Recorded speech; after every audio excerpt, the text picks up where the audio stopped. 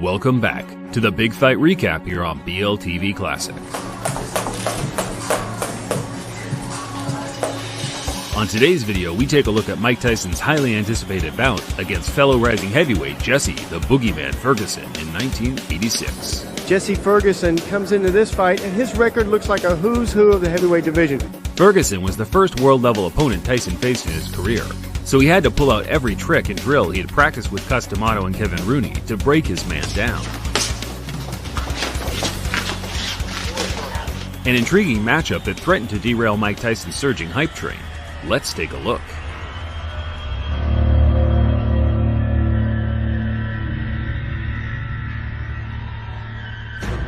Even as far back as the amateur days, Tyson was fixated on executing strategies and drills set in place by Cus D'Amato. I use it to my advantage because I move my head, I'm very quick, and I'm low to the ground, and it's very difficult to hit me.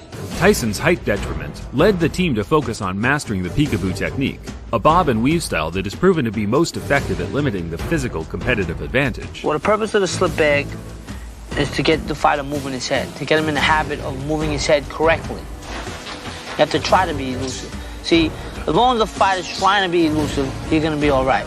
That's what I emphasize. That's what we try to. That's what we got over everybody else. At 6'2", Jesse Ferguson wasn't among the behemoths of the division. Still, he boxed tall in the sense of using his height well, clinching and tying fighters up, and as his record of 10 KOs in his first 14 fights suggests, he carried respectable power also. Oh! Big right hand by Ferguson, and Holmes is rocked. He's about ready to go. Ferguson turning it on. Ferguson was hot on the heavyweight radar after winning ESPN's heavyweight tournament in 1985, where, ironically, an 18-year-old Michael Gerard Tyson made his professional debut in the penultimate bout before Ferguson's crowning moment. Those things, you don't just go to their body or just use jabs. You have to fight to survive. The narrative for a future fight was there from the very start, and just under a year later, in February 1986, the two met in a packed-out University Sports Institute in Albany, New York, where a large group of fans generated the first legendary atmosphere of Mike Tyson's career. An entirely different prospect than amateur boxing, and it has been kind to Mike Tyson. Here we go. He is a fast starter. One thing we should mention, Jimmy, before the action, he's up 2 punches. This is a 16-foot ring. Very much the Tyson fight. Then have some of Tyson's knockout records. But now, even in the amateurs, Mike Tyson can throw great body shots.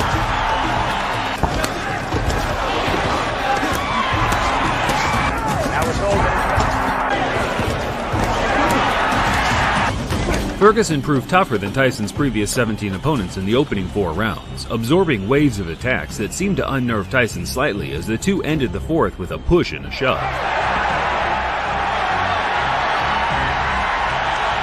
Tyson came out with a vicious intent in the 5th, closing the gap and landing powerful combinations to both the head and the body. Desperate trouble. He will not last much longer.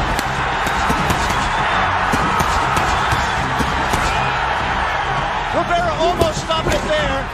Mike Tyson's known as a great finisher. Let's see how he does with Ferguson. was in trouble in both the first and 10th rounds, and now he's in trouble here. Blood coming out from the nose of Jesse Ferguson. The right uppercut of Tyson has put him down. The string goes to 18-0, and you saw the explosive punching power, which has made him the talk of the heavyweight division.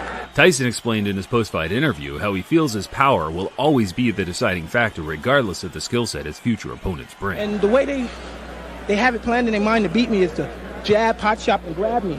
But it's 10 rounds, and eventually I'm going to catch them. Did you approach this fight with a little bit more respect for Ferguson physically, the left hook, than you might have brought into your previous bouts? Not at all. I was just a little leery because of the lack of experience, but I was surely comfortable when the fight was over. When I came out the ring, I was going to be the winner. Okay, Alex, we saw once again a sensational performance by Mike Tyson, breaking Jesse Ferguson's nose. What do you have to ask the young man? Well, I'm just impressed, Michael, that you don't appear winded at all, that you appear to keep your poise, you paced yourself, and you showed that those critics who say, A, that you may have chin problems, and B, you may have stamina problems, you answered those critics to an extent today against a quality opponent. Well, only thing, I can't change any opinions.